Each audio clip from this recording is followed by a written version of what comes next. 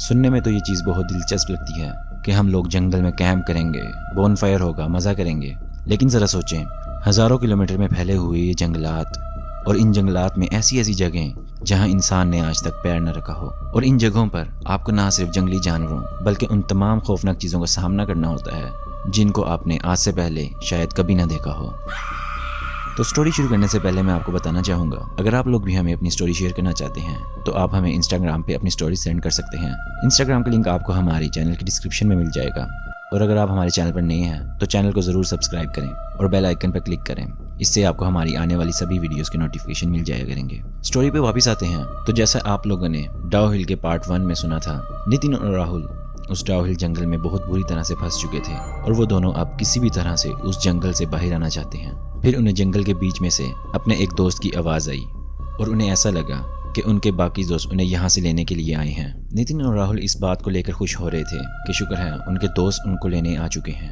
ये दोनों अपने बैग उठाकर उस आवाज़ की तरफ जाने लगे और ये लोग चलते चलते उस जंगल के अंदर चले गए। लेकिन इनको कुछ देर बाद इस चीज़ का एहसास होने लगा कि जैसे जैसे ये लोग उस आवाज़ की तरफ जा रहे थे वो आवाज़ उनसे उतनी ही दूर होती जा रही थी। वो दोनों उस जगह रुककर एक दूसरे से बातें करने लगे कि आखिर ये आवाज़ कहाँ से आ रही है। ये दोनों अभी आपस में इस चीज़ के बारे में जिक्र कर ही रहे थे कि नितिन को एक दरख्त के पीछे से किसी की आवाज़ आई। वो आवाज़ ज़मीन पे गिरे हुए सूखे पत्तों की थी, जैसे वो पत्ते किसी के पाँव के नीचे आके दब रहे हों। नितिन ने जब आवाज़ को गौर से सुना तो उसको दरख्त के पीछे कोई खड़ा हुआ नजर आया। उसने राहुल को चुप रहने का इशारा किया और वो खुद उस दरख्त के पीछे देखने लगा। तो वो एक बूढ़ी औरत थी जो कि एक दरख्त के पीछे खड़ी होकर उन दोनों को देख रही थी। पहले तो नितिन उस औरत को देखकर हैरान हो गया कि ये औरत इस जंगल में क्या कर रही है। नितिन उस औरत से बात करने लगा और उससे पूछने लगा कि आप कौन हो, और वो औरत उन दोनों को मसलसल देखी जा रही थी। सवाए देखने के वो किसी बात का जवाब नहीं दे रही थी। तो नितिन ने पूछा, अच्छा तो क्या आप हमें इस जंगल से बाहर निकलने का रास्ता बता सकती हैं? दूसरी तरफ राहुल बिल्कुल हैरानी से नितिन की तरफ देख रहा था और सोच रहा था कि आखिर ये किससे बात कर रहा है, क्योंकि राहुल को उस दरख्त के पास कोई भी दिखाई नहीं दे रहा था। वो नितिन के पास गया और उससे कहने लगा कि तुम किससे बात कर रहे हो। नितिन ने दरख्त की तरफ इशारा किया और बताया कि ये बूढ़ी औरत यहीं तो खड़ी है तेरे सामने। लेकिन राहुल को अभी भी उस जगह कोई नजर नहीं आ रहा था। वो और ज्यादा डर चुका था और उसे कुछ समझ नहीं आ रहा था। दूसरी तरफ नितिन जो बूढ़ी औरत के थोड़ा और नजदीक जाने लगा ताकि वो उससे रास्ता पूछ सके। लेकिन जब नितिन उस औरत के पास गया तो उसके रोंगटे खड़े हो गए।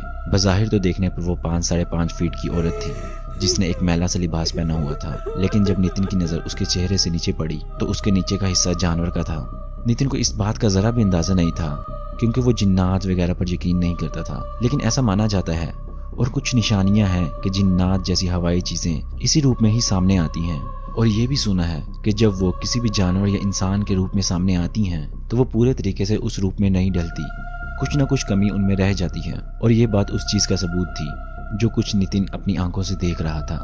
नितिन के देखते ही देखते वो औरत अचानक से एक भारी आवाज में हंसने लगी। ये हंसने की आवाज राहुल को भी सुनाई दी, लेकिन उसे वो औरत अभी भी दिखाई नहीं दे रही थी। ये सब देखने के बाद नितिन बहुत डर चुका था। उसने राहुल का हाथ पकड़ा और वो दोनों जंगल के अंदर भागने लगे। इस डर की वजह से वो लोग अपने बैग उठाना भी भूल गए थे, जिसमें उन लोगों के खाने पीने का सामान, टॉर्च और मोबाइल सब कुछ उस बैग में था। वो दोनों डर की हालत में उस जंगल में भाग रहे थे और भागते भागते उनको ऐसा महसूस हो रहा था कि वो बूढ़ी औरत उनके पीछे भाग रही है। अब उन्हें अपने चारों तरफ से अजीब अजीब सी आवाज़ें सुनाई दे रही थी। वो आवाज़ें उन्होंने पहले कभी भी अपनी ज़िंदगी में नहीं सुनी थी, क्योंकि वो आवाज़ ना तो किसी इंसान की थी और ना ही ऐसा कोई जानवर होता है जिसकी इस कदर खौफनाक आवाज़ हो। नितिन और राहुल दोनों की हालत डर के मारे खराब हो चुकी थी। उनको कुछ समझ नहीं आ रहा था कि वो लोग इस जंगल से बाहर कैसे निकलेंगे और